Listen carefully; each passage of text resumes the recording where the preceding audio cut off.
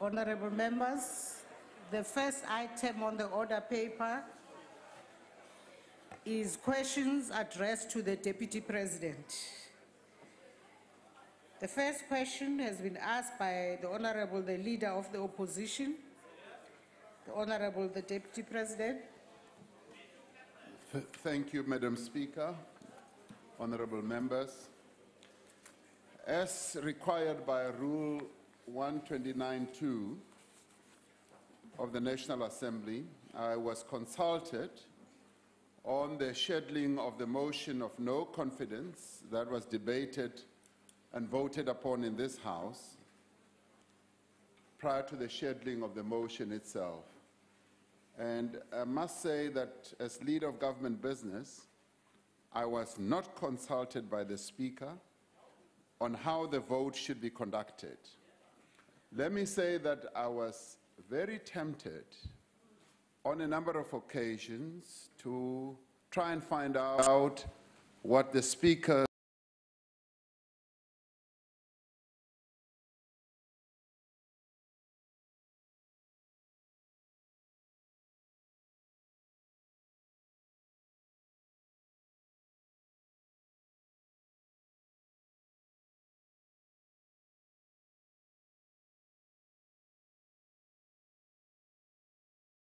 at the National Assembly. Let's look at other news in the interim. Parliament's Mineral Resources Committee has resolved to call Minister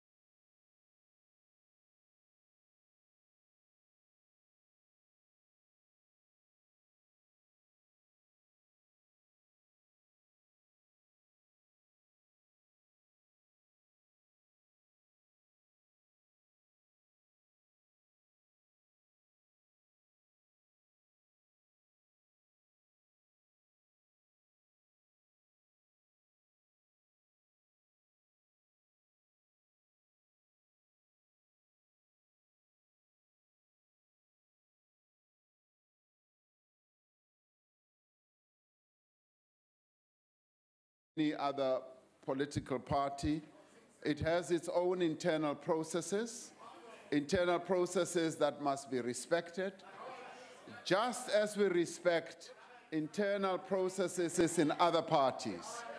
So let the ANC continue with its own internal processes. Thank you, Madam Speaker.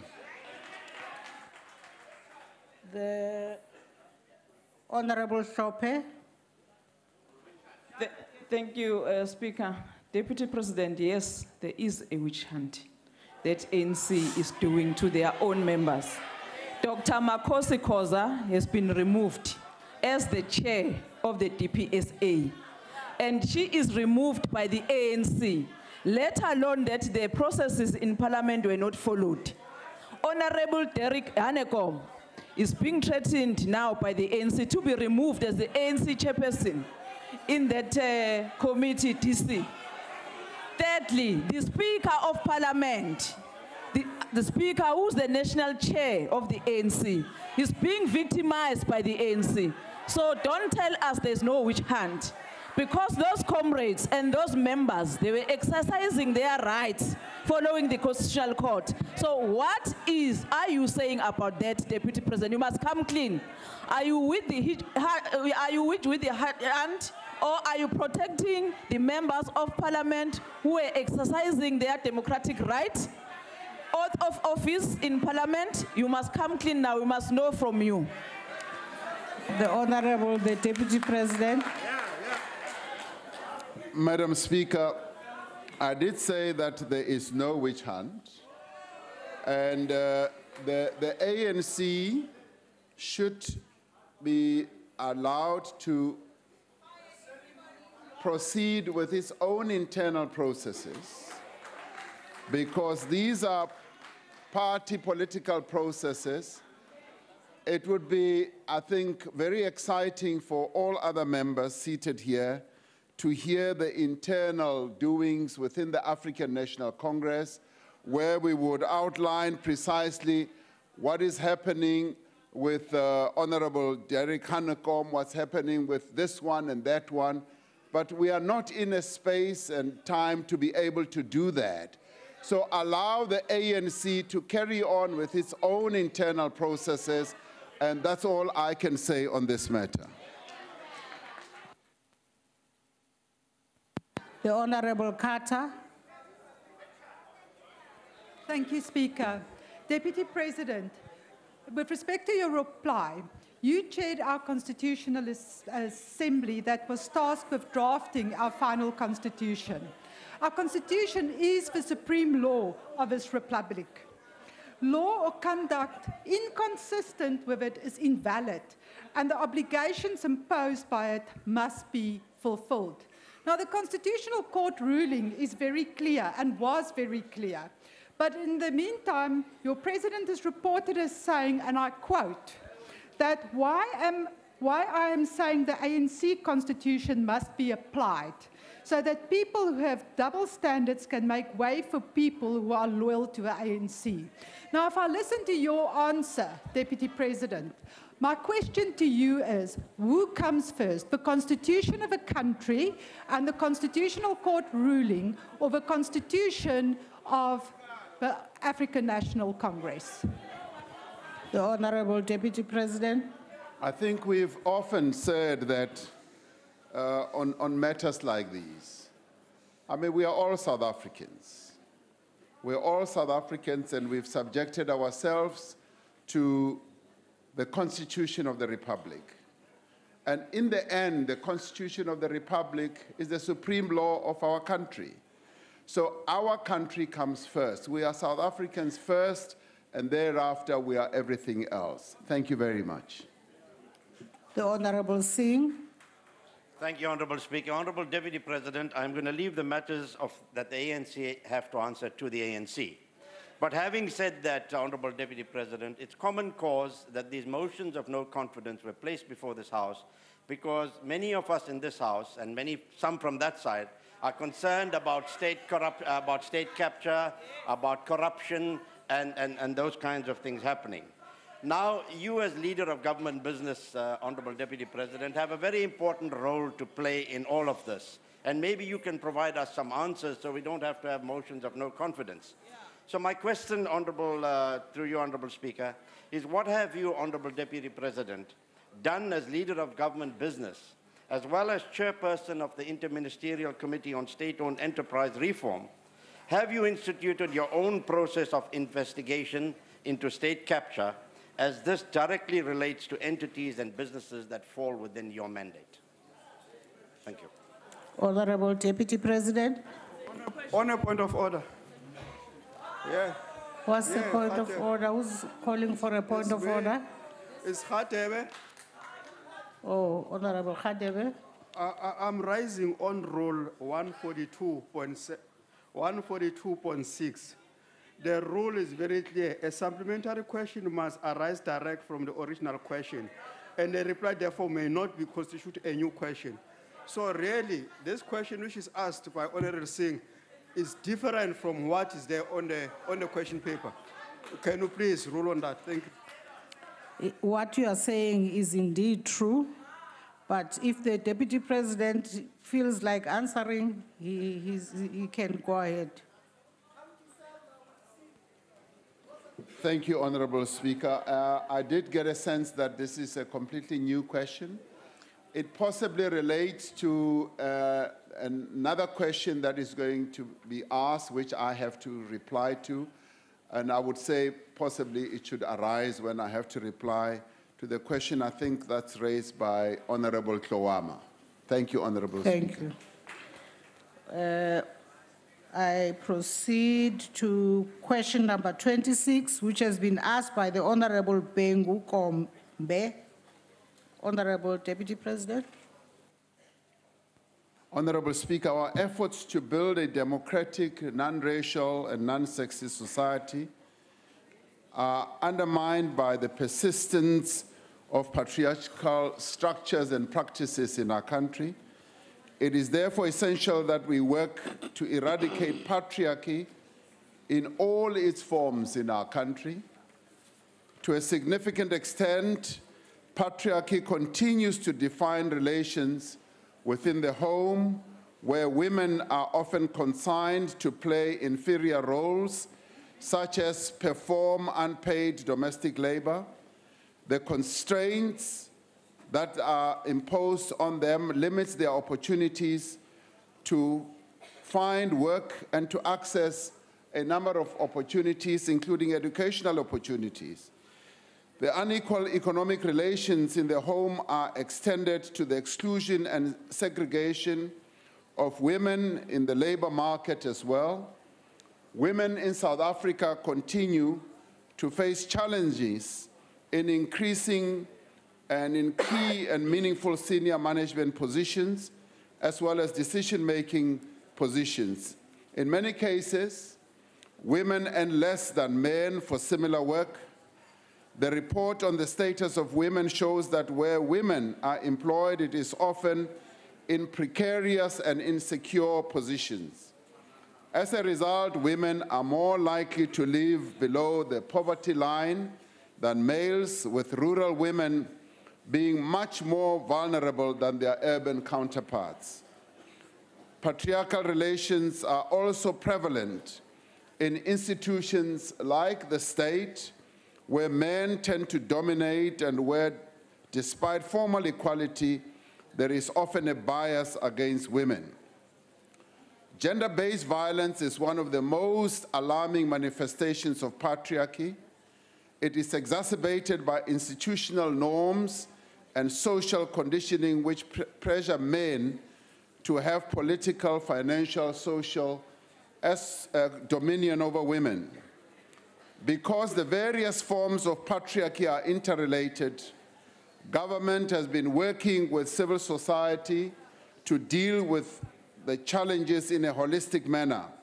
While the family unit, Madam Speaker, is an important starting point, we cannot focus only on the family in attempts to reverse patriarchal attitudes. The democratic government has promulgated a number of legislative instruments and has embarked on a number of programs to address the structural manifestations of patriarchy. And some of the efforts that have been embarked upon include the provision of more affordable, responsive finance, ensuring women are the primary beneficiaries of government social grants, mobilizing women farmers into agricultural co-ops. And in February this year, the Department of Higher Education embarked on its sexual and gender-based violence dialogues in institutions of higher learning and TVET campuses to address the challenges faced by students and staff members regarding this phenomenon. This program complements the She Conquers campaign, which we launched last year under SANAC, which aims to empower young women to make decisions that reduce their vulnerability to HIV infection and to improve their educational and economic position. government has launched a series of dialogues that are aimed to understand the lived experience of women, children, and community members, as well as to gather lessons that can be learned in addressing all of these. Now, through partnerships with men's organizations, men are challenging themselves and other men on patriarchal attitudes, and the ability of these interventions to effectively reverse patriarchal relations, however, depends on the collective commitment of all of us in society. I understand that we are also going to have here in Parliament an International Women's Conference next week, which will reflect on the progress made on the continent in absorbing women in the economy and creating gender-sensitive working environments. Madam Speaker, the struggle against patriarchy is being taken up across society, in public institutions and in the media and in homes. Working together as men and women, we will succeed in building a non-sexist society in which all can enjoy equal rights and opportunities. I thank you. The Honorable Pengu Kombe. Thank you, Honorable Speaker.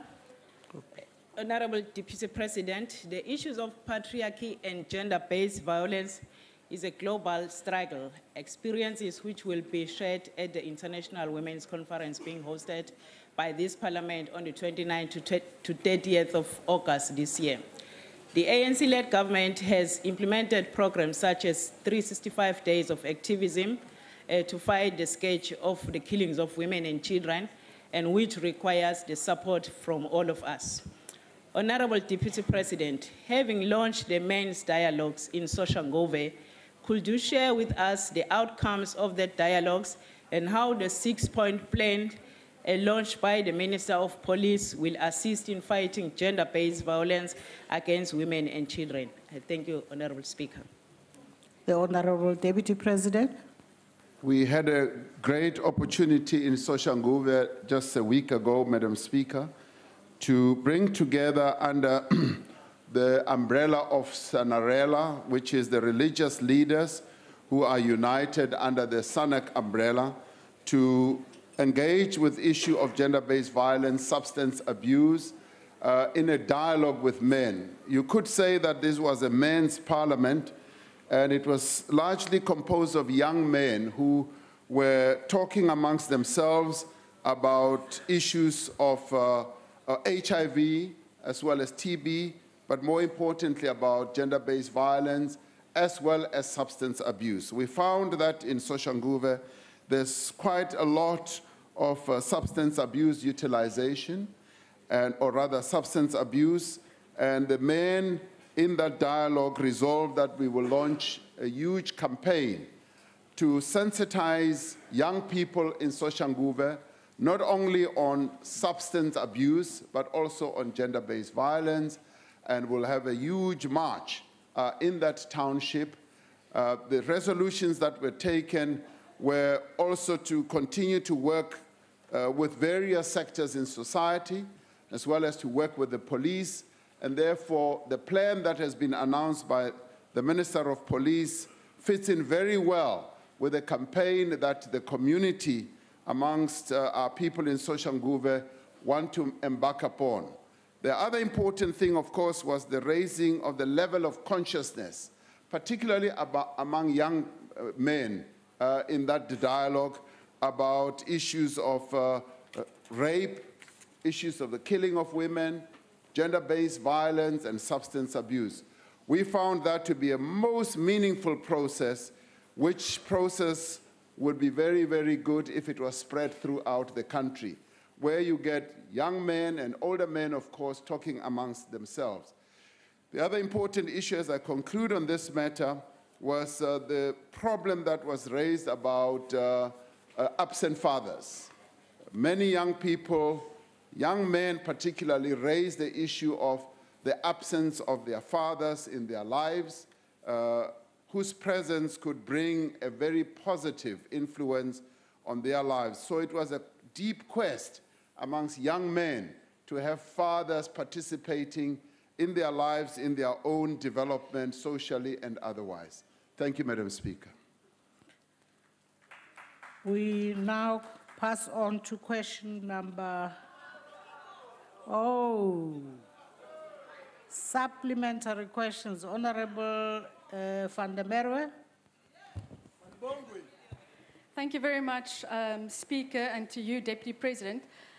I think you would agree with me that all the government programs that you've just outlined has been severely undermined by your government's decision to grant diplomatic immunity to Dr. Grace Mugabe, who has been alleged to have severely beaten up and injured a South African woman. And I would like to know from you, Honourable Deputy President, what type of government would stand on the side of an alleged abuser while denying justice to Ms. Engels? And I think as leader of government business, you must provide us some answers today and clarity on this decision. And maybe you can also indicate whether you support the decision to grant diplomatic immunity to Dr. Grace Mugabe and what you think this decision will actually do for our fight against gender-based violence in South Africa. Honourable Deputy. Honourable Deputy President. Thank you very much. As I understand, the decision was taken in terms of the internationally recognized immunity regulations, which regulations and conventions are understood and also well recognized at the UN level. So that was the instrument that was utilized for this purpose. Now, clearly, it has its own sub-regulations in terms of its own efficacy. Now, it's the first time that we have utilized this type of convention, and a lot can be said on a pro and against it, and in the end, there needs to be the clarity that there is. Honourable members. The clarity that there is on this matter is not full and complete, in the sense that, yes, in certain environments it is applied, in others it is not applied. So it happens to have been applied here in South Africa, and our government and international department granted this immunity, which enabled Mrs. Mugabe then to depart in the way that she departed. Thank you very much. Honourable Filtane.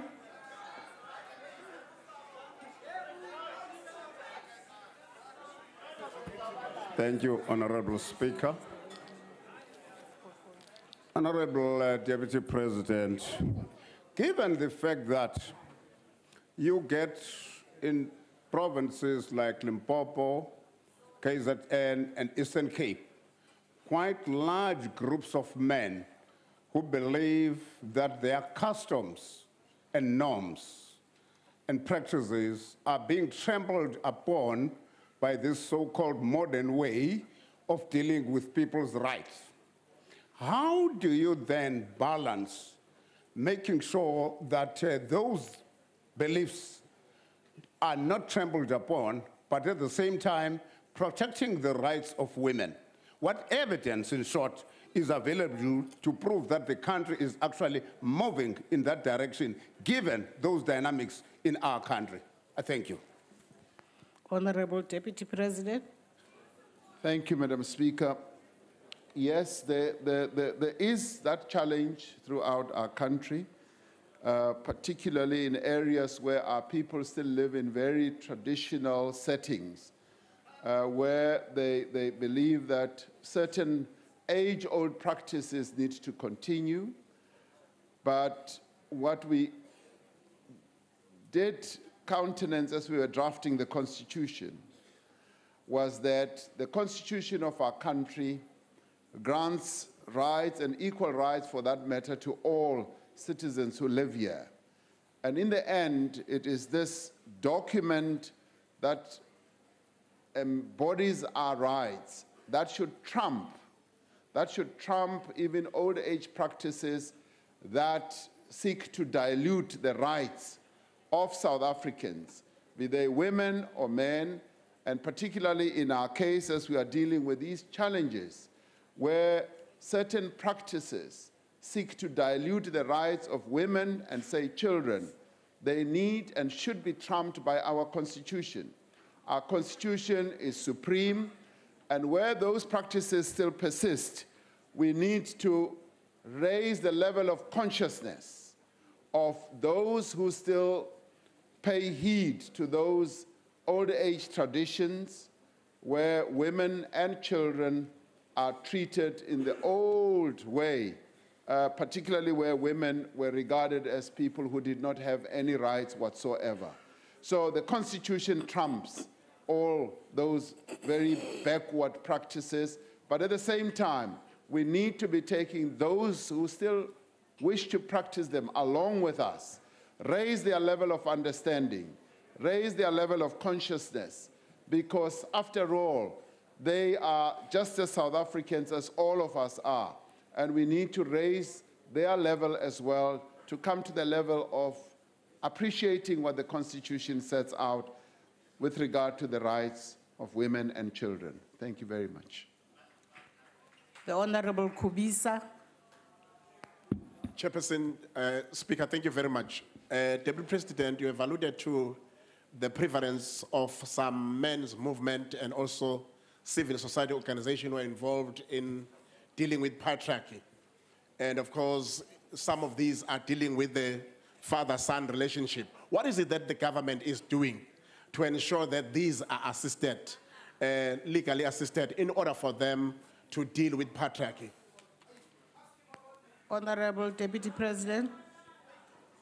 Well, Honorable Speaker, with regard to dealing with them in a legal way, I guess there's a lot that can be done. But right now, I was talking more about the dialogues that are taking place. Within the SANAC arena, we are spreading out a number of dialogues on precisely this type of issue. And my take is that if these dialogues and these discussions are spread throughout the country, we can enhance a deeper level of understanding and working together. And I guess at the legal level, at the legislative level, we can begin advancing to a level where we inculcate this type of change of behavior. But right now, what I've been exposed to and wonderfully exposed to has been these dialogues amongst men and these dialogues of young men and older men in which younger men have been found to benefit a great deal. And I'm rather glad that they've been raised, they've been organized under the SANAC umbrella, but I think they need to be spread to be rooted in many other organizations that deal with the lives of our people throughout the country. It should not only just be in the SANAC fold. Thank you, Madam Speaker. We now come to question number 27, asked by the Honorable Kawama. Madam Speaker, any knowledge that I have about the alleged influence of a certain family at Eskom has been obtained from published reports on the matter. This includes the Public Protector's State of Capture report, as well as several media articles produced by investigative journalists. And may I say, recently, of course, quite a lot of this information has been spewing out from these emails that all of us have been reading. So this has formed the basis of the information that myself and I guess many others have been exposed to. As I've said in this House before, it is critical, and I repeat it, that a judicial commission of inquiry should be established as a matter of urgency to probe these and other claims of corporate capture of state institutions. The law enforcement agencies themselves need to give these allegations their full attention. And Madam Speaker, where crimes have been committed, those responsible must be prosecuted. Parliament should be commended also for initiating its own inquiries in some of these matters, as they have come out affecting quite a number of departments or ministries. These allegations, in the end, are so serious, and they are also of great concern to many South Africans, and their implications are so far-reaching that they need to be thoroughly investigated without any fear or favor. Thank you, Madam Speaker. Honorable Kawama.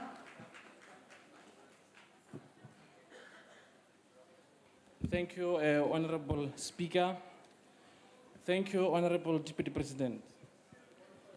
Let me explain to you why I think your lack of direct condemnation equals conspiracy or Guptaphobia. The whole body of ESCOM has got Gupta tattoos designed by the President. But yet you have never came out and say directly the Guptas are wrong. The President has embraced these rotten tomatoes, but you had never said in public, Mr. President, you are out of order.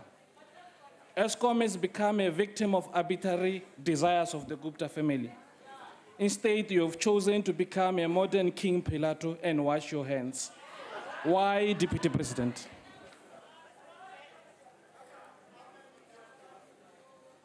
The Honorable Deputy President.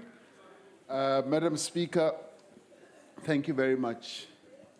I am not here to win a contest through which I would please Honorable Tlowama.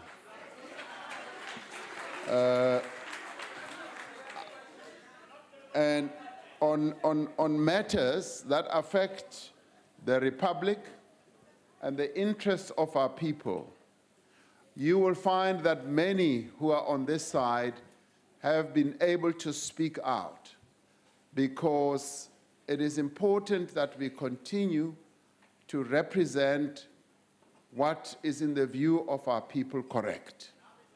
And we have, from time to time, where certain things that are wrong have been done, spoken out. And it is in this case that I have spoken out and said a judicial commission of inquiry needs to be appointed. And this matter has been also canvassed with President Jacob Zuma, and the President is on record as having said that he is applying his mind to this matter. So, Honorable Tlowama, these matters, as we have said, are matters of great concern to all of us as South Africans. And we therefore have often said that they need to be investigated so that the truth can set those who may well be implicated free, so that the truth can come out. And the Public Protector's report has initiated the process and indeed has suggested that a commission of inquiry should be set up. And we believe that a commission of inquiry indeed will be set up, and it will go to the bottom of all these matters that are of great concern. So let us wait until the commission of inquiry is set up by the person who is authorized to set it up. Thank you very much. The Honorable Carter. Thank you, Speaker. Deputy President, my question is simple. When can we expect a commission of inquiry to be set up? And then, whilst the country awaits the outcome of Mr. Zuma's lawfare application to the Public Protector's recommendation of a judicial commission of inquiry, some of those suspected are busy selling their assets left, right, and centre. So what ethical actions, investigations, sanctions, discipline, if any, are being taken to stop the rot And if there is no action taken, why not? Honorable Deputy President.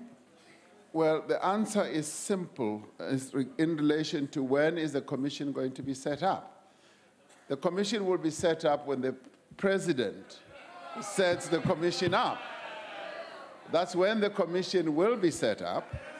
And I think we need to give the president the time and the space to set up this commission. Now, in relation to the other matter that you raised, that assets are being sold and all these things, clearly, everything that is happening should not be able to escape the attention and the scrutiny of a commission that will be set up. And these matters are happening out in the open, and in the end, there will be no place to hide. Once that commission is set up, it will have the power, the authority, and the ability to scrutinize everything. And in the end, it will be an independent commission that will do its work as effectively as possible. So, date and time will be determined by the president himself. Thank you very much. The Honorable Mazzoni.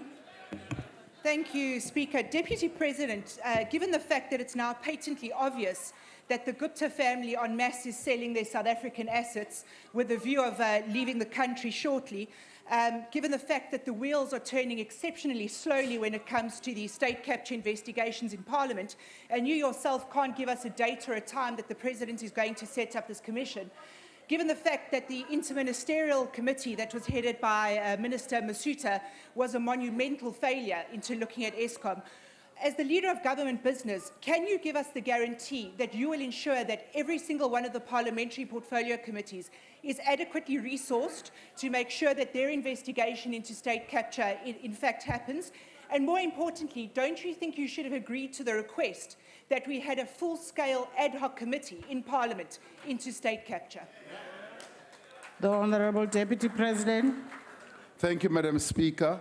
The issue of resourcing portfolio committees looking into this matter really is a matter for Parliament to determine and to decide on. The leader of government business will not and should not be able to interfere in how Parliament arranges its own matters, particularly on how it allocates resources. So that one, I would say, should be left to Parliament. The issue of the ad hoc committee, I think that question has now passed because the portfolio committees have now, in one way or another, started work on this matter.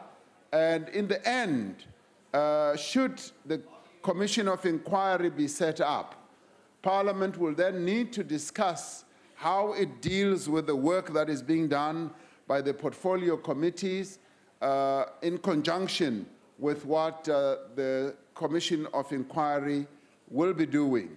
Because it is also possible, should the Commission of Inquiry be set up sooner rather than later, that there will be a duplication of efforts and tasks. So Parliament will need to make that assessment. But I think, Madam Speaker, what I think is clear is that this matter is not going to be left, and be swept under the carpet. This matter is going to be dealt with in one way, shape, or another.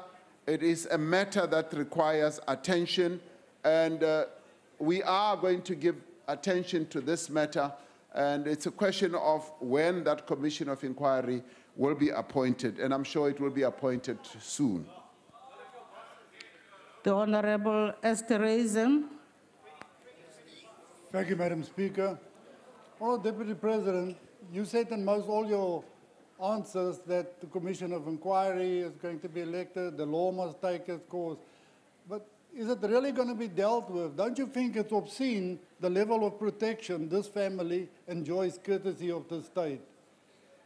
They've got no regard for the constitution of this country, are willing to sacrifice the credibility of key institutions like Eskom that was mentioned on the altar of personal enrichment to use patronage politics and worse, to retain or gain control of all levels of power.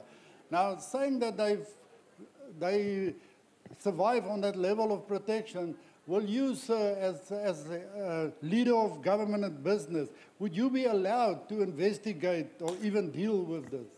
Thank you, Madam. Honorable Deputy President. Madam Speaker, let me say that nobody, no family is above the law.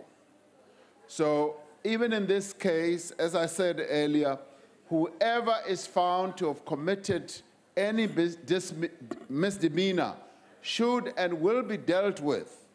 So I want to explode the myth in your mind that some people enjoy the protection of the state. And if that was so, then we are no longer governed by the rule of law. We are a state that is governed by the rule of law, and in the end, nobody should ever think that they can escape the long arm of the law. So that should be obliterated from your mind. As leader of government business, my task is clearly set out. I have no power, no authority, and no ability to investigate. The task of investigation is left to our authorities, our criminal justice authorities, or to a commission that can be set up by the President. So please don't give me a task that I do not have, nor would I ever wish to have that task at all. Thank you very much. Honorable members, question number 28 has been asked by the Honorable Gwabaza. Just a point of order, Honorable Speaker. What's the point of order, Honorable? Please, Honorable Speaker, check the table staff there. They are sabotaging us. We were in the line when we checked with them. We were number 2 as follow-up in this question. And now we are nowhere to be found. There is a man with a bow tie there that is sabotaging us. Please, Speaker.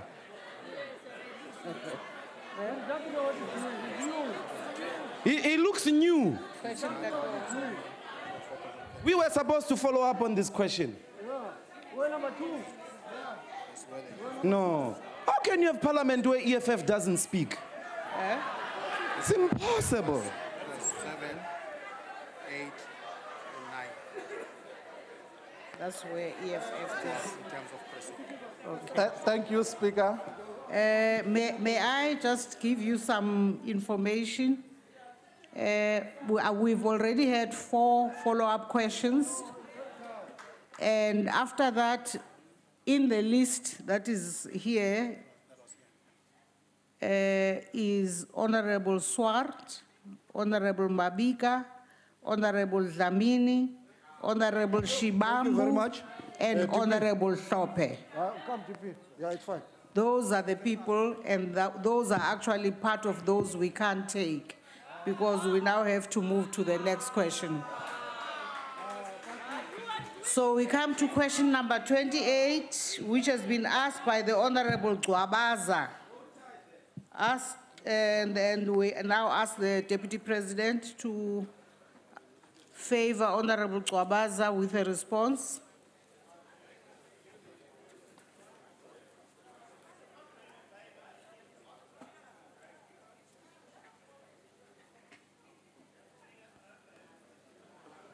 Honorable Speaker, one of the measures to improve confidence in state-owned enterprises is the ongoing implementation of SOE reforms, which, amongst other things, Madam Speaker, are aimed at how best we can stabilize the finances of these state-owned enterprises, how we can strengthen their balance sheets, how we can stabilize their governance, and also streamline their operations. Now, as part of the Presidential Review Committee recommendations, the interministerial committee that was set up and which is chaired by the Deputy President, we've developed several measures to advance the reform of SOEs. In July 2017, the Minister of Finance provided timeframes for the implementation of 14 critical measures to rebuild investor confidence including steps to stabilize and reform a number of these SOEs. As has been reported before, Cabinet has considered guidelines for a whole range of matters, including the remuneration of executives and directors. These are intended to ensure consistency as well as transparency and probity in all matters relating to appointments and remuneration. And this, we believe, will strengthen governance of SOEs. Cabinet also considered a private sector participation framework, which provides guidance on how the government can involve the private sector, particularly in infrastructure programs. The IMC is also coordinating work on the development of a new shareholder policy framework, which will improve coordination, oversight, and effective allocation of resources. The first phase of the reform is focusing on the major commercial SOEs in our country that are the backbone of our infrastructure development process. The IMC has approved a structure that categorizes SOEs into 9 sectors, or if you like, 9 complexes, to allow for the optimization of state intervention in each sector. The prioritized sectors or complexes have been identified based on their potential to contribute to the reindustrialization of our economy, as well as how they can foster the job creation program. The work being done in the short to medium term is consolidation, realignment, and a possible merger of certain SOEs, concentrating particularly on the airlines, state mining assets, and telecommunications. The development of the optimal structure, for instance, for SAA, SA Express, and Mango has been discussed, and the Ministers of Finance, Public Enterprises will present the proposed recommendations to the Cabinet soon. There are also proposals for financial support to some of the SOEs we have in our country, and in light of what is envisaged in the draft shareholder policy, providing financial support to SOEs, this must be matched against the entity's potential to remain sustainable and wean itself off from support or guarantees from the government. The IMC is considering various alternative and innovative instruments on how we can continue to fund our SOEs, including leveraging on the private sector participation framework on which National Treasury is engaging with various departments and the SOEs themselves. Now, Madam Speaker, the criteria for support is currently being developed, and we will conclude that soon, and state-owned enterprises continue to have significant potential to drive higher levels of economic growth, as well as job creation and development. Now, through the work that is being done by the IMC on SOE reforms, we are confident that we will soon be able to effectively realize the potential of these key SOEs, and we've got a number of them that are big enough and are able to move the economic fortunes of our country forward. Thank you, Madam Speaker. The Honorable Gwabaza. Thank you, Honorable Speaker, and thank you, Honorable Deputy President. Oh, could the Deputy President explain in detail the strategic role the proposed restructured and recapitalized SOEs will play in pursuit of achieving inclusive economic growth, including executing their broad developmental mandate? Thank you. Honorable Deputy President. Madam Speaker, the first part clearly is to restructure and reposition a number of these state-owned enterprises and to make sure that they are able to be sustainable and that they are able to operate effectively and efficiently. And a number of the efforts and initiatives that are now underway, from remuneration policies, as well as how they should manage their balance sheets, is aimed at repositioning quite a number of them and ensuring that when they do participate in economic activity, for instance, that their procurement programs should be aimed at advancing economic growth on an inclusive basis, where they are able to advance the developmental goals of the Republic, where their inclusive programs are such that they empower the people of our country, the women, the young people, the disabled, and where they are able also to foster the development of small and medium enterprises. We are looking at set-asides that these state-owned enterprises will have when they procure goods and services, and that when they do so, they should do so in a way that will empower those who've always been excluded from economic activity in our country. They must focus on advancing the interests, the economic interests of black, small, medium enterprises.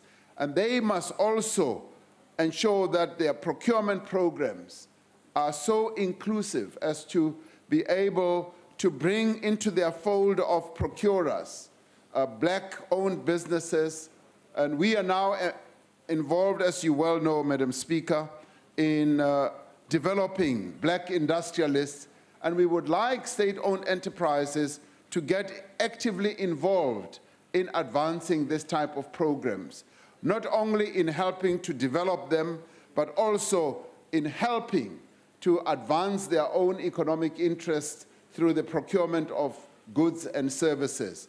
And we believe that once these state-owned enterprises are properly streamlined and they play the role that they are destined to play in our economy, the benefits will be wholesome. They will be able to get the majority of our people, businesses, including communities, in economic activity that will advance all. And that is the type of SOE reform that we would like to see, which is all-encompassing, which involves the majority of our people, rather than just to favor a few individuals and few groups of people only. Thank you, Madam Speaker. The Honorable Shibambu. Thank you, Honorable Speaker. You know, the common denominator in the instability of all state-owned companies is the interferences and the micromanagement by one family, which has got a close relationship with Duduzane's father, the president of the ANC. That is where the problem is, in Dinel, in Transnet, in Eskom. Now, recently, Eskom deposited 495 million to Trillion Capital. The interim board, or the board that is there now, confirmed that almost 500 million was deposited to Trillion Capital, which is a Gupta company, for absolutely nothing, for having done anything. In Transnet, the locomotives were overpriced by between 5 to 17 billion rands, and which ultimately benefited Trillion Capital, regiments, and all these companies that are linked to the Guptas. Every time we raise this issue, you did in the Eskom question, you raised the issue of the Commission of Inquiry and saying that a president who is implicated must appoint a Commission of Inquiry.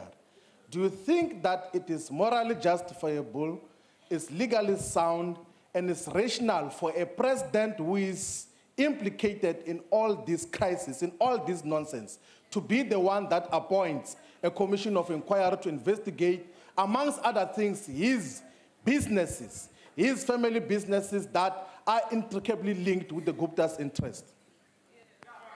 The Honorable Deputy President. Thank you, Madam Speaker. Honorable Shibambu will be pleased to know that the President is in the process of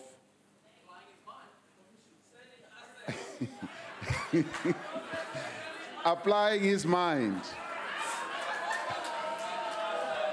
He is applying his mind on all these matters that have been raised. Now, clearly, the law is what it is. Commissions of inquiry are appointed by the president. That is what the Constitution of the Republic says. And there is just no two ways about it. But at the same time, Honorable Shibambu, we've got the criminal and justice investigation entities looking at all these matters that have arisen through the information, through the process that was... No, Honorable Filtane, the Deputy President is in the middle of answering a question. Please take your seat. And that's why I raised the point of order. Deputy President, are you through? No, I wasn't through. Please, Honorable Filtane. Well, I was saying that all these investigations having arisen from the Public Protector's report, as well as all the information that's been spreading around, are being investigated. And the Commission of Inquiry is being considered. And that is a process that must be allowed to unfold. Honorable Shibambu, it is when that has failed, it is when that has not yielded any results that the question, that is when even this moral question can then be asked. And I think we should allow time to unfold so that these matters can be investigated. And that is the best that we can do. Thank you very much. The Honorable Shengwa. Honorable Speaker, the Deputy President answering questions of Parliament. No, Honorable. Can you please help us? If he wants to be the President of South Africa, he has to speak more firmly and answer questions. Please. Or are you scared of Babaga Tutuzani, Chief? Honorable Shengwa, please take your supplementary question. No, thank you very much, Madam Speaker. The 14-point plan, which has been referred to, is, a hollow vision devoid of any confidence-inducing content, primarily because of the conflicting statements from government where you speak from both sides of your mouth. On one hand, inclusive growth. On the other hand, you're speaking about radical social economic transformation. But Honorable Deputy President, the biggest problem with the SO is these bailouts, where you are throwing financial solutions to non-financial problems. The problem is the boards that you are appointing, people who are not fit for purpose and are not equal to the task at hand. Ben Gubane, dismal failure. Tutumieni, dismal failure. Prof. Makuve, dismal failure. Lucky Montana, dismal failure. All these boards are just a dismal failure. So hasn't the time come, Honorable Deputy President, whereby you really look at the manner in which these boards are constituted, and secondly, scrap the Department of Public Enterprises and relocate SOEs in line function departments so that you can better strengthen the capacity of those entities for them to work? Because currently, your plan is anchored in this 14-point plan or the 9-point plan, which we later learned was a 1-point plan. The GEA has collapsed, RDP collapsed, as GISA collapsed, the NDP is collapsing. So the inconsistency of policies and the incompetence of these boards is at the heart of the collapse of these state entities. So shouldn't we really reconfigure this whole thing and your time has expired, Honorable. Secret ballot. Honorable Deputy President. Thank you, Honorable Speaker. Honorable Klangwa has raised quite a number of issues, particularly in relation to how these state-owned enterprises should be run and operated. And he's suggesting that you should get rid of the Department of Public Enterprises and then put all these state-owned enterprises into their own line departments. That is the one way of looking at it. What we've been seeking to do, Honorable Hlengwa, is to see how best we can implement the recommendations of the Presidential Review Committee, which spoke to coordination, how best we can coordinate things such as the process and the system and the policy of appointing boards. That what you need to do is to have almost a uniform system of appointing boards so that Transnet does not have its own system, ESCOM does not have its own system. You should have a unified system or policy of appointing boards, of dealing with issues of remuneration, and also beginning to have an insight of how best you can coordinate some of their own activities so that you are able to utilize the scale that these state-owned enterprises have. Now, those are some of the thoughts that are emerging that we are looking at. You are looking at it in a different way. That has been the way in which some of these state-owned enterprises have operated almost separately and in silos. It has worked in part, but in other parts it has been also found to be a little bit weak. So we're seeking, therefore, to try and have a uniform policy, board appointments, remuneration, and many other things to see how best we can strengthen these state-owned enterprises. And you could also begin to have an insight of their balance sheet challenges. A number of them have huge balance sheets, and some have weak balance sheets. What do you do with all that? So those are some of the debates that I guess we will need to have here in this House as well to discuss more fully how the Republic moves ahead with these state-owned enterprises. Thank you, Madam Speaker. The Honorable Lee.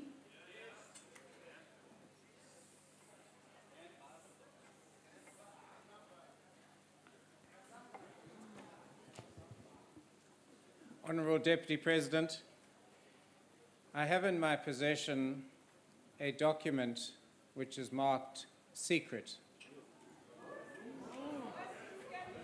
This was handed to the executive yesterday and indicates that the Minister of Finance, Malusi Gigaba, is planning to give SAA a 10 billion rand bailout, primarily by selling government shares in Telkom. Honourable Deputy President, do you support the sale of a good asset to save a bad asset? And has Cabinet approved this move? The Honourable Deputy President. Honourable Speaker, thank you very much. If Honourable Mazamban, who is Zamban? No more, is Zamban Lord, no more Mabil Lord. If Honourable Zamban has, I don't even know what document he has, but if he has a document marked secret, if he has a document marked secret, and you're not a member of the executive, you could be charged and go to prison. Point of order. Order. Point of order. Point of order. What's the point of order, Honourable Steenhuisen? The point of order is that the Deputy President knows full well that we are protected by Section 55 of the Constitution, which means that we cannot be prosecuted or threatened for any document, including your own Cabinet memorandum under the Honourable Malusi Gigaba's signature. Honourable Deputy President. Madam Speaker, I was not even threatening. And the word threat comes from Honourable Member Steenhuisen's side. And I was saying, if indeed he has such a document, if it is marked secret, this is how I have been socialized into government, that any document that's marked secret, ufala ukuthi uyiyekele labo abafala ukuthi babe nama document abhalwe secret. Yabona.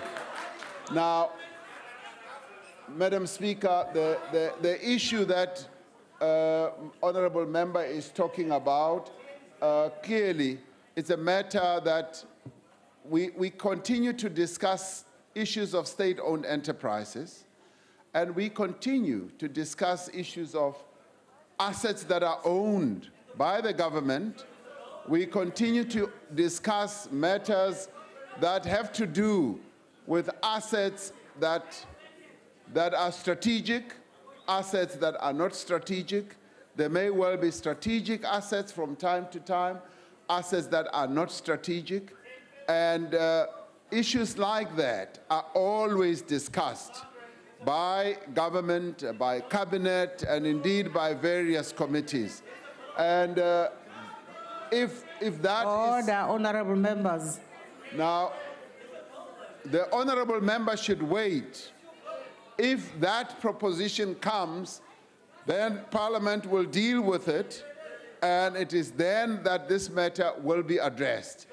It's a matter that may come and may not come, and so, therefore, you have to wait for something like that to happen. But we continue to discuss matters of assets that are owned by government. Thank you very much. We now come to question number 29, asked by the Honorable, the Leader of the Opposition. Honorable Deputy President. Honorable Speaker, unemployment, and particularly youth unemployment, is undoubtedly the greatest challenge facing our country today. If we are to effectively address this matter, but we need, however, to understand it. Since the adoption of the New Growth Path in October 2010, we have created 2.5 million jobs. That's about 420,000 jobs a year. Those are the jobs that this government has created on an annual basis. Our economy has been creating jobs, but not at the rate that is required by the much demand that is there by people who are seeking jobs. With a view to addressing this problem, government, business, and labor have been working on measures to promote investment, to stimulate growth, and to create jobs. The 9-point plan, which was announced by President Zuma in 2015 during his State of the Nation address, is being implemented, and it is yielding results. Yesterday, we heard an account that said that the 9-point plan is not yielding any results. But let me tell you how it is yielding results. In line with the plan, we've largely addressed the energy constraints the economy was facing 2 years ago. Around 11,000 megawatts have been added to the grid since 2013. Secondly, in addressing workplace conflict, we have reached groundbreaking agreements with our social partners on labor stability, and this has been broadly applauded by all and sundry as the implementation of that issue which was highlighted in the 9-point plan. The infrastructure program, thirdly, is gaining pace, providing essential economic and social infrastructure, as well as stimulating economic activity and creating jobs. Fourthly, the ease of doing business has improved and continues to improve with the establishment of Invest South Africa and the special economic zones that have been established and that are also in the process of being established throughout the country, thus attracting investment into the manufacturing sector. Fifthly, the oceans economy has been identified as a potentially huge job creator. We are working and focusing on the agro-processing sector of the economy as well. Now, in July, the Minister of Finance outlined a series of measures to unlock growth and provide investor confidence. Government departments are involved in a range of initiatives to scale up entrepreneurship, to increase the level of investment in the economy, to promote more beneficiation of raw materials into finished goods, strengthen economic links with the rest of the African continent, and promote higher levels of industrial innovation. These complement the employment effects of our infrastructure investment program. Funding for the industrial development through entities like the IDC are ongoing, and various measures to promote market competition are also underway. Now, Madam Speaker, through the CEO initiative, government is working with business and labor on practical measures to stimulate growth. These include promoting investment in key sectors and the establishment of a fund to finance small, medium enterprises with high growth potential. The private sector has committed and contributed 1.5 billion rand to this fund. A board is already in place, and the wheels are about to roll in regard to this one. Now, extensive work has also been done in relation to the Youth Employment Service, which will see 1 million young people being taken into internships in various companies. Now, we remain confident that this program will create all these jobs, and other measures being undertaken by government include the implementation of the preferential procurement regulations that introduce the 30% set aside I spoke about for small enterprises, and accelerating the Agri-Parks program. Now, we are making progress as well on rolling out the Black Industrialist program. To date, we have supported over 50 black industrialists, attracting over 50 billion rand in investment and creating around 20,000 jobs. Now, Madam Speaker, these programs are expanding the potential of our economy and creating opportunities for a number of people to find jobs. If we are to be a successful country, the creation of jobs clearly must be at the center of all that we do. We are making progress, but we all agree in government that we need to do much more. And it is this much more that we are focusing our attention on, particularly in this trying economic phase that our country is going through. And it is a phase, and this phase shall come to pass as well. And our country will be on a much higher growth trajectory where we will be increasing the people who are in employment. Thank you, Madam Speaker. The Honorable, the Leader of the Opposition. Thank you very much. Deputy President, whilst I hear many of the plans, 9-point plan, NDP, all of these plans, what certainly doesn't change is the fact that 9 million of our people are unemployed. What has also become very clear is that more than half our citizens are living in poverty. These have been ANC policies that have brought us to this point.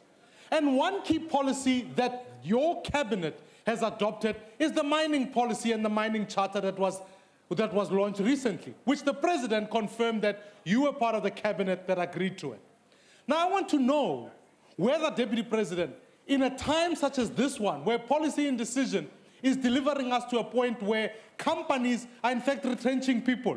Sibanye has already said they are going to lose 7,000 jobs. Anglo Gold have already said they'll cut up to 8,500 jobs. And Bokoni Platinum have already said they are going to cut 3,000 jobs, primarily because of the indecision in this mining charter that you've launched. My question to you, Deputy President, is do you publicly support this mining charter? Would you join a call, along with many others in the industry, for this mining charter to be scrapped so that we can focus, all of us as a country, in creating and preserving the current jobs that we've got? Thank you very much. The Honorable Deputy President. Now, Madam Speaker, thank you very much. Let me say that the are quite a number of retrenchments that are taking place in the mining industry, and indeed in other sectors of our economy as well. Now, that is a matter that we need to be very concerned about, and we should not even adopt a posture where we pontificate, where we point fingers. This is a collective problem, and this is where all South Africans need to be saying, we want to save as many jobs as possible, and we want to create many jobs so that our people can be in employment. Now, when it comes to the mining charter issue, the Honorable Leader of the Opposition will know that the governing party at its policy conference did say that this matter needs to be addressed through a consensus process with the private sector, with the mining industry, and that process is now underway. Now, this requires that both government, both labor, as well as the mining industry should sit around a table and discuss and debate the mining charter that was released by the Minister of Mineral Resources. And this is a process that is now underway. Now, rather than to stand here and pontificate, we say we want everyone who has a wise suggestion to make to come forward and put that proposal forward on how we deal with this problem that we're facing. Our economy now is in a technical recession.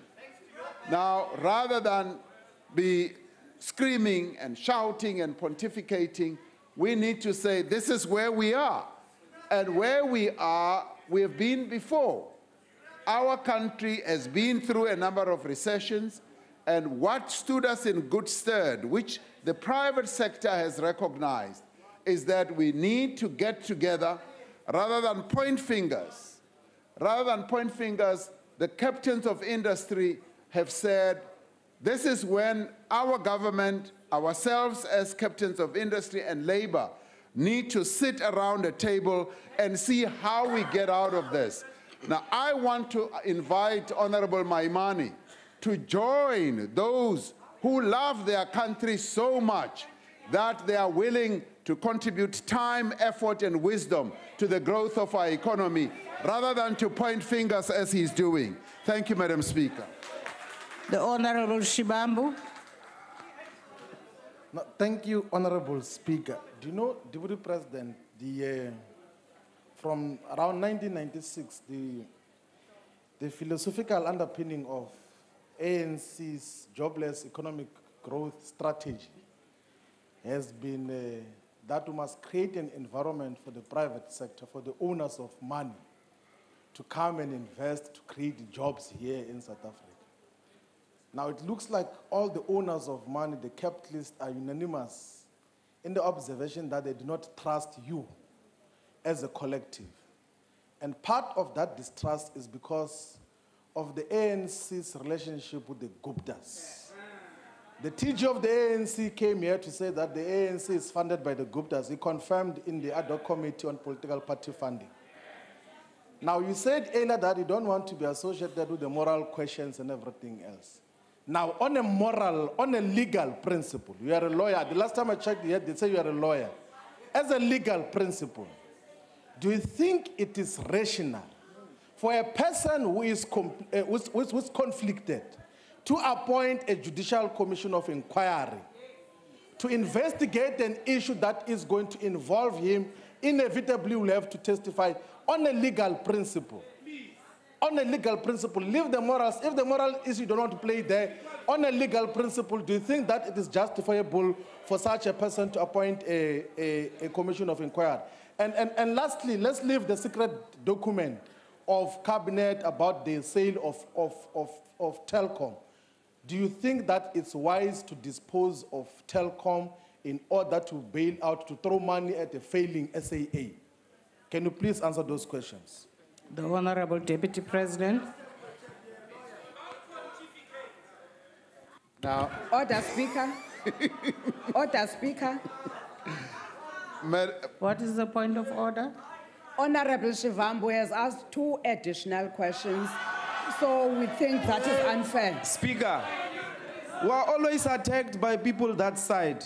I've never seen them debate. I've never seen them ask questions. All they do is raise points of order. Honorable Dozie. I've never seen them do anything. I haven't given you the floor, Honorable Dozie.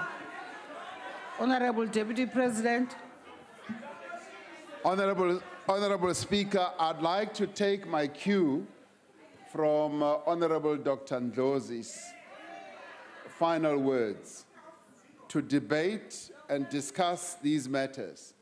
Because the point that Honorable Shibambu is raising, for instance, hypothetically, talking about the sale of certain state-owned assets to finance others, is it the wise thing to do? I would like to debate that. I would like us to engage in the debate because it could well be, how do you balance certain things? You hold an asset in one hand and you've got to meet a particular obligation on another hand, and you have to weigh up which is the better option for you and which gives you a better return, but not only a better return, but does it help you to meet and address your developmental mandate or objectives?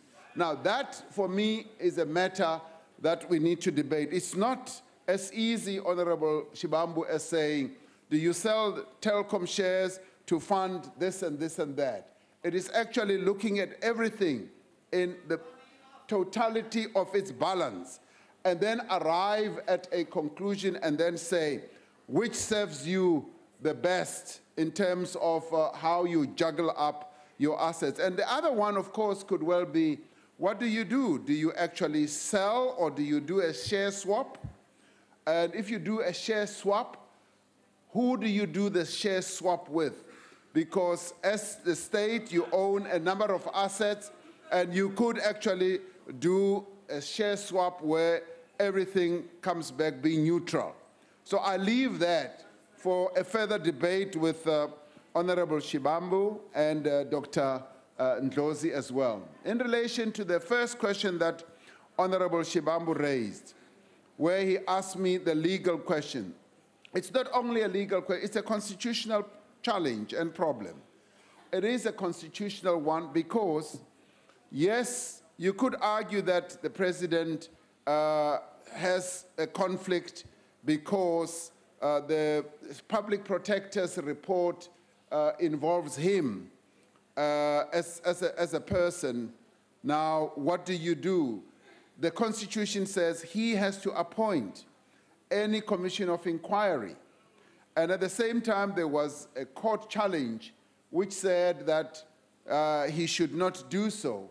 And in the end, the court said the constitutional provision stands. So what do we do? And these are matters that we need to discuss and to debate. And in the end, I take comfort from the fact that the president has said he's going to appoint a commission. Now, once a commission is appointed, Honorable Shibambu, it really is going, we all have to rely on the person who is appointed who will be a judge. That person who is a judge is going to, in the end, be guided by their own independence, their own legal ability to maneuver their way around the various matters that will arise. So we should have confidence in the efficacy of that whole process of the appointment of the Commission of Inquiry. So rather than being a legal question, it is a constitutional problem and challenge that we have to address. And I think we should wait until that moment when that commission is finally appointed. Thank you, Madam Speaker. The Honorable Filtane.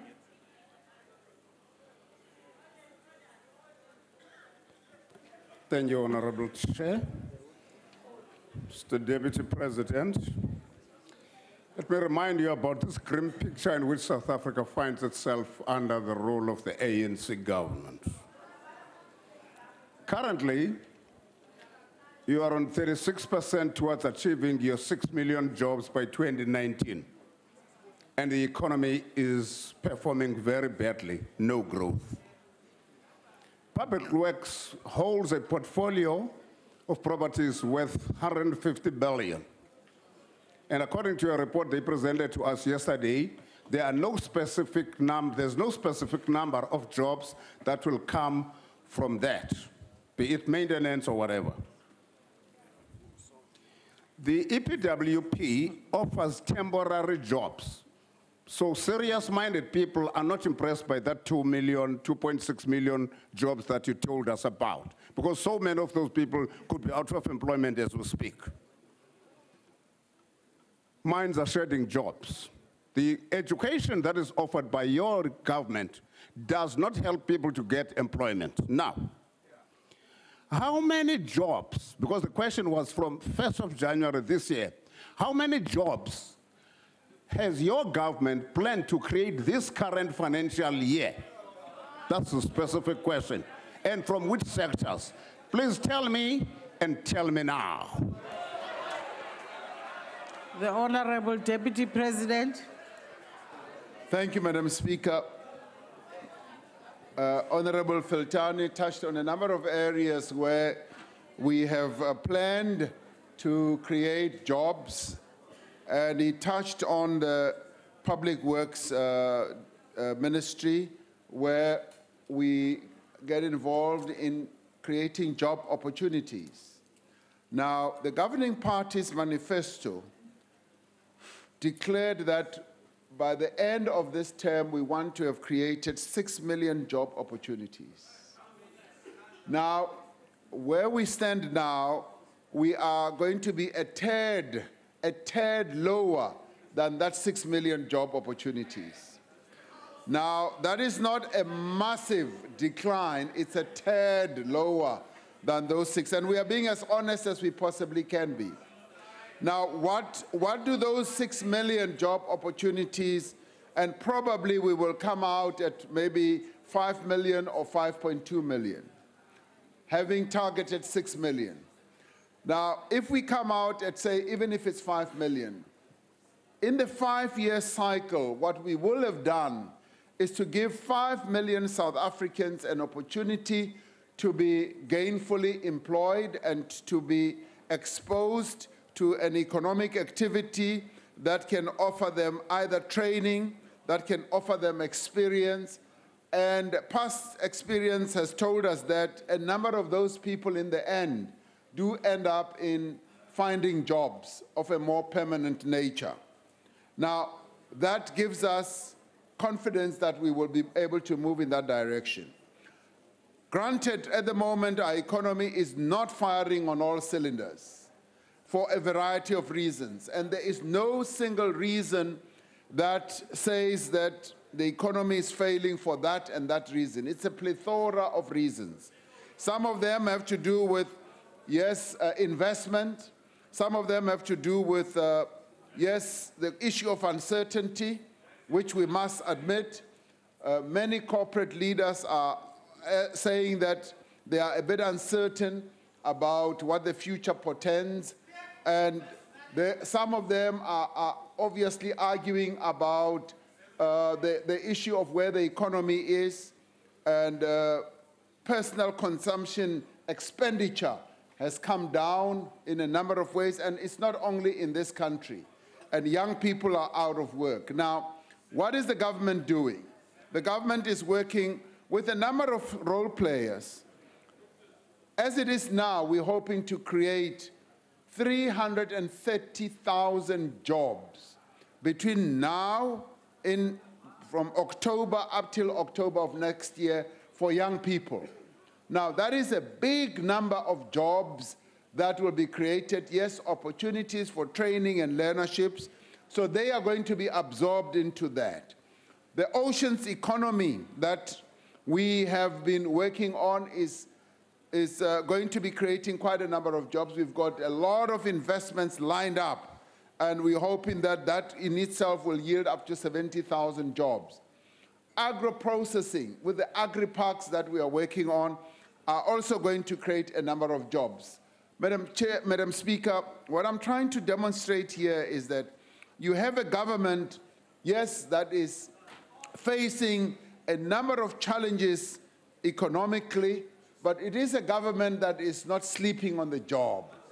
It is a government that is busy looking at ways and means of how we can address the job losses as well as the job creation aspirations that we have.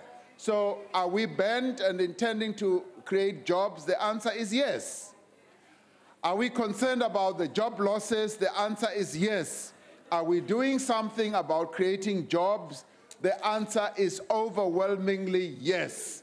And day and night we're working at how we should create jobs. My colleagues on the other side, they wake up every morning and they just criticize.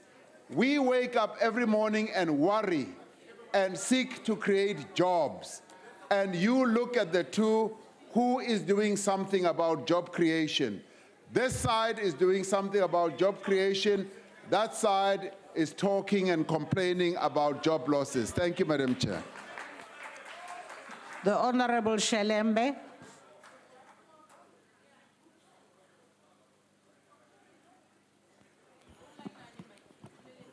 Honorable Deputy President, given the current unemployment rate of 27.7%, wouldn't this be the perfect moment to introduce the basic income grant for the unemployed? If it is a perfect moment, how soon is such likely to be implemented? I thank you.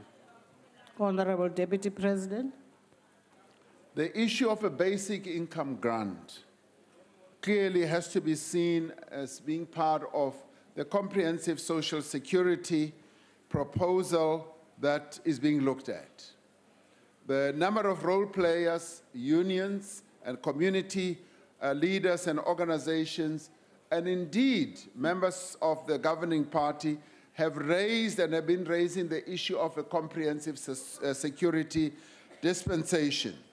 And as we look at it, the government has gone a long way in providing a measure of social security for those who have just been born up to the age of 18 and those who are above 60.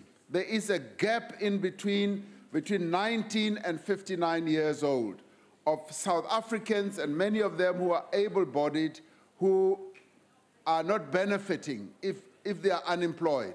Now, those are the people we have sought to absorb through the public employment programs that we have launched. Those are the people who we are trying to create jobs for. Now, the question that the honorable member raises is a moot point. It's a matter that needs to be looked at. And may I say that South Africa is not the only country that is looking at this. A number of countries in the northern hemispheres, in developed economies, are looking at matters of a basic income grant. In our case, we are looking at a comprehensive social security type of dispensation, which is currently under discussion. And it's not going to be a silver bullet that addresses the problems of the many of our people right now, but it is a matter that is being looked at. And I'm hoping that when we have looked at it, our economic fortunes will have changed to a point where the tasks that we then have to undertake will be a lot easier for our country to bear. Thank you, Madam Speaker. We now come to the last question, question number 30, asked by the Honorable Killian to the Deputy President. The Honorable DP.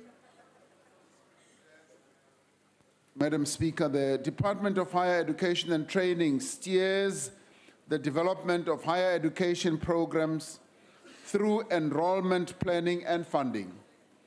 The department interacts with institutions on key priority areas emanating from, amongst others, the Human Resource Development Strategy, as well as the National Development Plan. Through these engagements, universities are required to plan their enrollments, to be responsive to the developmental needs of the country, Universities are funded in relation to agreements on enrollment, graduation targets, and research publication output. This process assists government in ensuring alignment between high-level human resource needs of the country, as well as our human resource development strategy and the outputs of institutions. While it is necessary, Madam Speaker, to address the challenge of unemployed university and college graduates, it is important not to overstate this problem. According to the quarterly labor force survey, the QLFS, for the last quarter, unemployment amongst individuals holding universities degrees is just over 7%, while unemployment among individuals holding other post-secondary qualifications, such as diplomas and certificates, is 17%. On the other hand, unemployment amongst matriculants runs as high as 28%, while 33% of those with less than matric are unemployed. Lack of education is therefore the first hurdle that many people have towards finding a job. We are therefore working not only to increase the number of young people who access training opportunities, but also to improve the quality and outcomes of such opportunities. Government recognizes that work experience is another critical ingredient for reducing youth unemployment.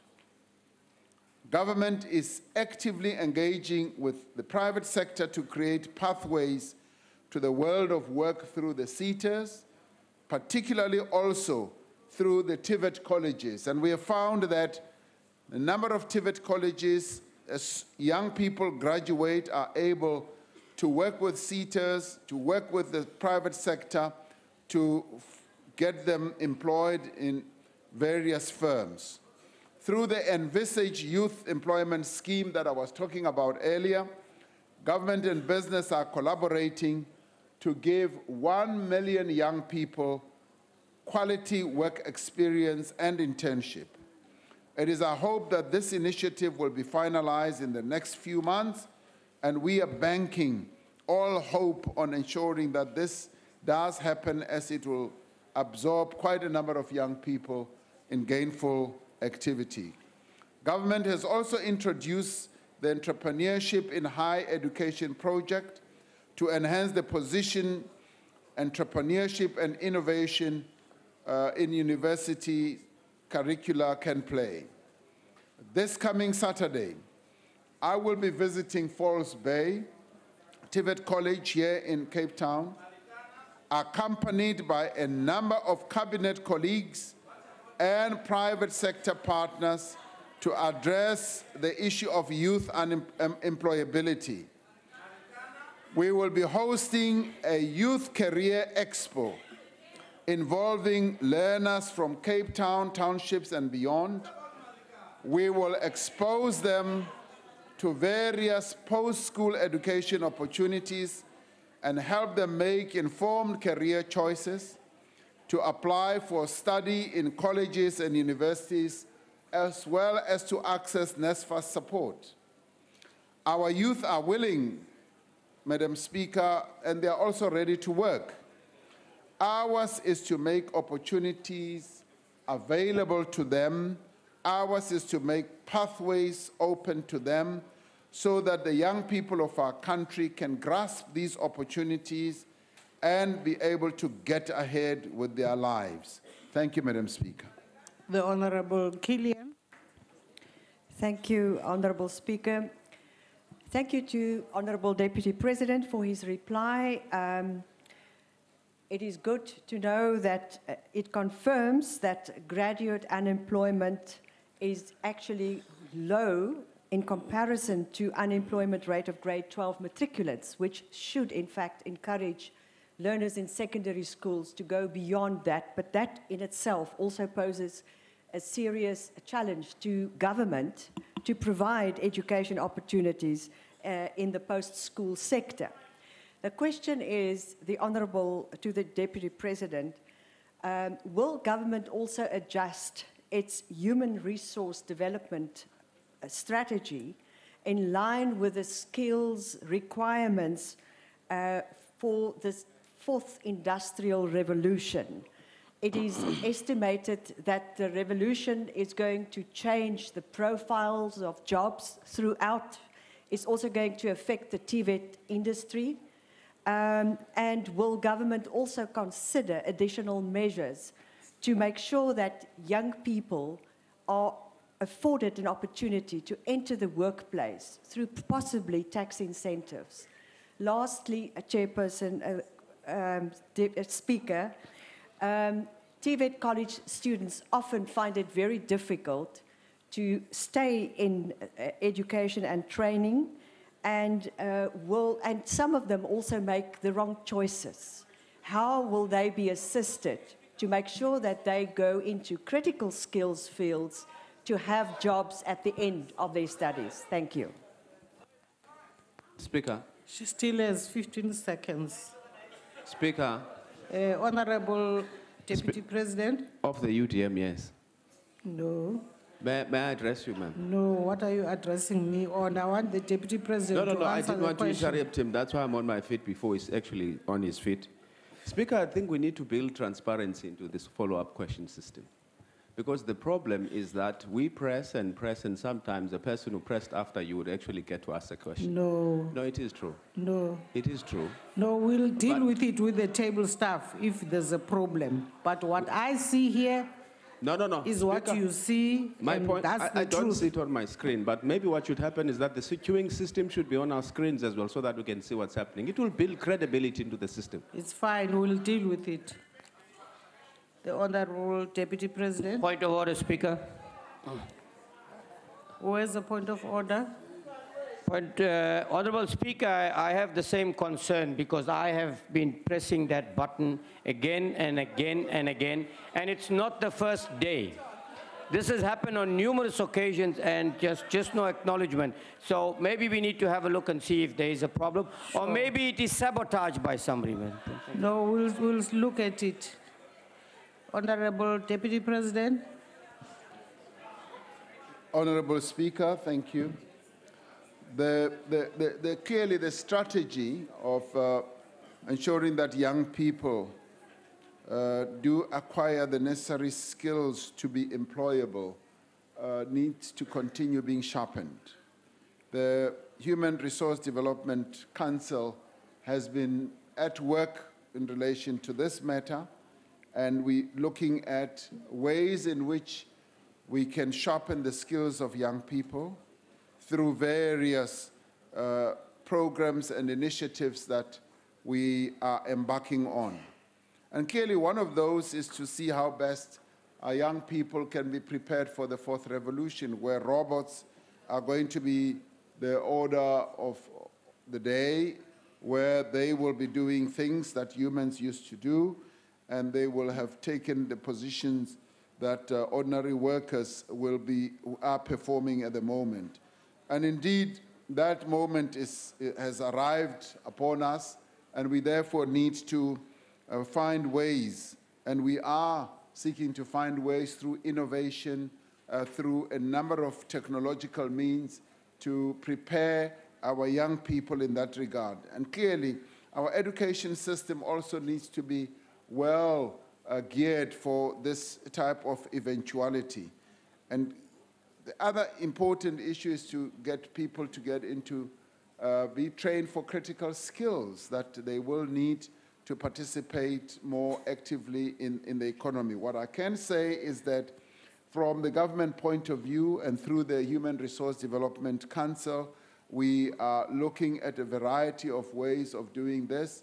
And the good thing is that we are working with a number of universities and academics at professorial level who are part of the efforts that we are making in looking very closely at these challenges that face the skill acquisition process that many of our young people are having to deal with. Thank you, Madam Speaker. The Honorable Msimang.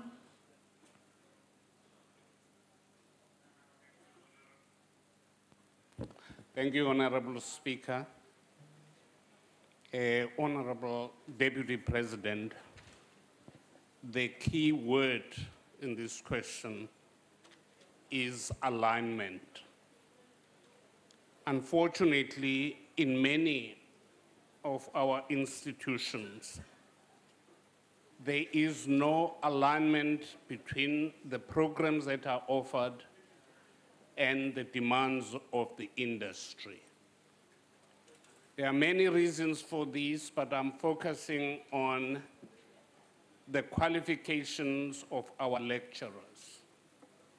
In many instances, the lecturers are not qualified for what they are teaching, or the institutions are not offering what is required by industry because of the lack of sufficiently qualified lecturers. I would like to know what the government is doing about this lack. Honorable Speaker, this does not start at TVET colleges or university level. It starts right at school level, where many of the programs that are required by industry require the knowledge of mathematics and science. Please ask the question. This country is lacking these as well. And what is the government doing about it? We are aware that the Honorable Member, you are almost at 2 minutes. Please ask the question. I've asked 2 questions. What is the Actually, you are allowed one. But that's fine, but please. It's the lack of qualified lecturers and qualified teachers for mathematics and science. Honorable Deputy President. Honorable Speaker, the key question and issue that Honorable Msimang raises is the question of alignment. And where he says that we need to align the demands of industry with what is taught at our various institutions. And I can say that through the human resource development strategy, that's precisely what we are seeking to do through our TVET colleges, through community colleges as well, and indeed also looking at what is taught at a much higher tertiary level. We are encouraging, and we're working on this fervently, encouraging the private sector to partner our TVET colleges, and in a number of ways to also adopt those TVET colleges, and doing so will enable our lecturers to sharpen their wits and their knowledge against what the private sector participants who will come to their colleges to assist in spreading knowledge and experience will be able to offer. And we have found that where this is happening, we are able to get our lecturers to be exposed themselves to the world of work, themselves to be exposed to modern methods of teaching certain disciplines or subjects that are relevant to, say, industry.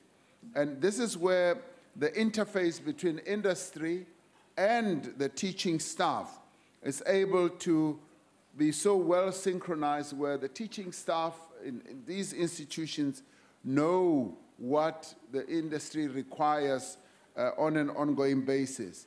Now, this is taking place as we encourage the relationship to deepen and to spread between colleges or TVET colleges as well as industry. Now, at the school level, Honorable Msimang will know that our Department of Basic Education is involved in a huge process of helping to improve the knowledge base of our teachers, and many of our teachers are taking this up enthusiastically, supported by various other formations like their unions. Our teachers are continuously improving their skills. You'll be pleased to know that many of our teachers, or educators as we call them, are actually actively improving their own qualifications and getting degrees and getting master's degrees and honors degrees with a view of improving their knowledge base, and in a number of cases in maths and science as well. This is a development that we should be pleased about, because the legacy that we have had has been so bad that we've had to embark on remedial actions in getting many of our educators to improve their own knowledge and capability in these very critical subjects. So is work being done in this area? The answer is yes. We are moving along. We are not standing in one place. Thank you, Madam Speaker. The Honorable Sope. Thank you, Speaker. It's me. Deputy President, there is a misdiagnosis rooted in this question as well as in your policy that we do not have jobs or labor-absorptive industries because of skills. The people who build majority of the things that we consume don't even have matric. The VASLabs, the teaspoons, the VASCOMs, these mics, televisions, and cell phones. So the true reason why we are not able to give jobs is because the people who carry the money to come and create those factories don't have confidence in your government, because your government is corrupt. Perfect example, how do you explain selling your stake in Telkom to go and reward Dudu Mieni in SAA? Now, the problem with that is Telkom controls the DTT infrastructure. They control our cell phone and telecommunications infrastructure. The military intelligence equipments that they use rely on Telecom. You go sell that to the majority of which are Americans. How is that a rational decision for any country that cares for its sovereignty? Selling it, why? To go and save an incompetent, corrupt board in SAA. So the real reason why we are not being able to create jobs is because the people who've got the money for the labor-absorptive industries don't have confidence in your government. Is it rational, please, to sell the stake in Telecom in order to save SAA?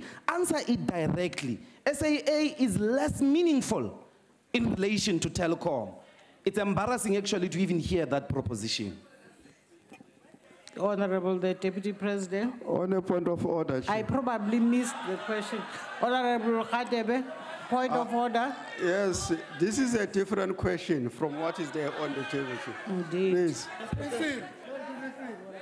Speaker, I told you that this guy's job is not even to read. It's just orders, irrelevant orders. Honorable Lozi, please take your seat. Honorable DP, do you have any appetite to engage with what Honorable Lozi was saying? I have an appetite to engage with him when it comes to the diagnosis that he was outlining. In relation to the rest of the point that he was making, I think his thinking may be a bit misaligned.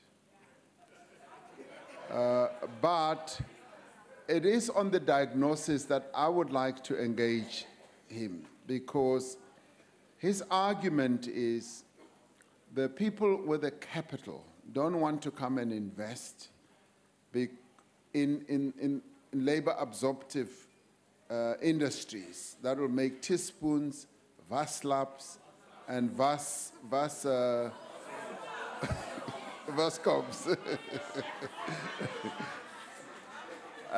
What I find pleasing with that is that he recognizes that many of these things ordinarily are made by our people. Our people have a skill base to be able to make, yes, teaspoons, VASLabs, and all that. And the reality of the matter is that our country's economy has been built by those very people that we are talking about. And the issue of those with capital not wanting to come is a debatable matter. There is money in this country.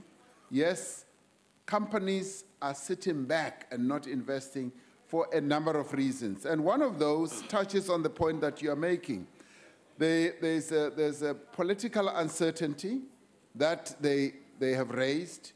they've also raised regulatory uncertainty. And these are matters that, Honorable Dr. Ndlozi, we are addressing and have to address so that those with capital and the capital that we also can mobilize and leverage can be brought to bear to create those industries. Because I listened to you very, very carefully with your insightful contribution yesterday when you were making precisely the point you're making, which in my view was very progressive in saying these are the industries that we need to be creating and absorb the majority of our people. I couldn't agree more with you on that. And as regards that level of diagnosis, in part I agree, but I also say that we need to look at the matter more broadly as we absorb the majority of our people and mobilize local resources. And money is available here. And of course, yesterday you were saying there's no foreign direct investment. There has been foreign direct investment in a much bigger way for South Africa than it has been for the rest of the continent. So we've been absorbing and attracting quite a lot of FDI in this country, and we continue to do so. So we are able to mobilize resources, and all we need to do is to focus on those types of industries that you're talking about, which speaks to the reindustrialization of our economy. This is precisely what this side of the House has been talking about, that we need to industrialize the economy of our country, create labor-absorptive sectors. On that, I'm with you completely. The other matter which has to do with, say, for instance, a telecom. This is a matter that I would like us to debate here in this House. And I would like you to get ready to discuss this matter if and when it does happen. You say it's a secret. If and when it does happen to arrive here in this House, we should debate it. And it is in that regard that we should be able to discuss this matter. Thank you, Madam Speaker. The Honorable Bukwa. Thank you so much, Speaker.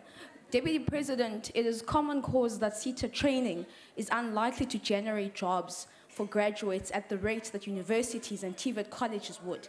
Do you, Deputy President, simply put, support the shutting down of these corrupt SETAs and taking those billions and generating them to better education institutions to ensure that graduates have employment and the majority of unemployed youth in South Africa can have an opportunity to better the circumstances of their lives?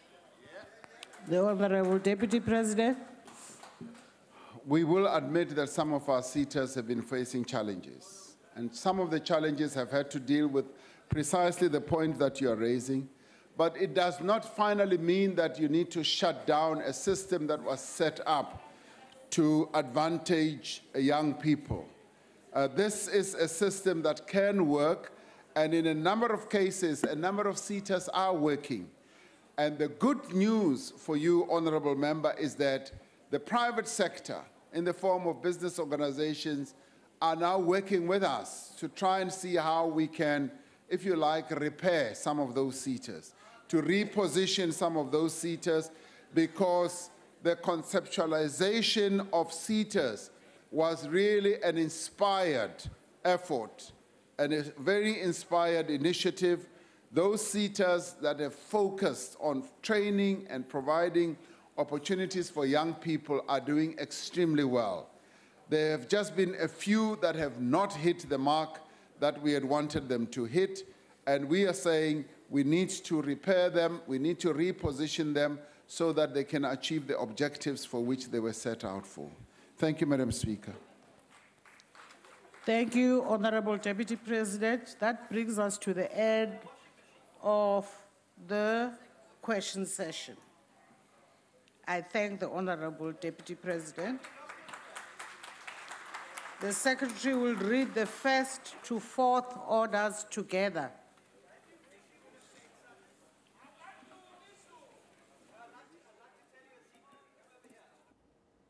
All right, and those were live National Assembly proceedings where the Deputy President, Cyril Ramaphosa, was responding to oral questions. It started with the MPs wanting to know what exactly the ruling party is doing to rid itself of certain ills and allegations of corruption that are currently in the media. While the DP said they must let the ANC continue with its internal policies and those will not be debated during this particular debate. He further stated that people must wait. A commission of inquiry has been set up by those responsible. And of course, on the Grace Mugabe getting diplomatic immunity, he told the MPs that this still needs further clarity, as it was literally the first time it was ever applied, but that Durko and the police are dealing with that matter. He spoke about gender-based violence, that this is primarily caused by men's need to have dominion over women. He went on to explain that the inequality faced by women in the workplace is remnants to patriarchal relations that still dominate the workplace and at home, like women getting home to do additional uncompensated house labor, saying that this remained a rather topical issue within government, who's currently looking at ways to deal with many social injustices, economic or otherwise, that women still face on a daily basis, putting forth that government is currently conducting dialogues that seek to get a clear and public account in the various communities of what are the actual issues that are being faced, not just by women, but also how to help men find their place in society and protect the women.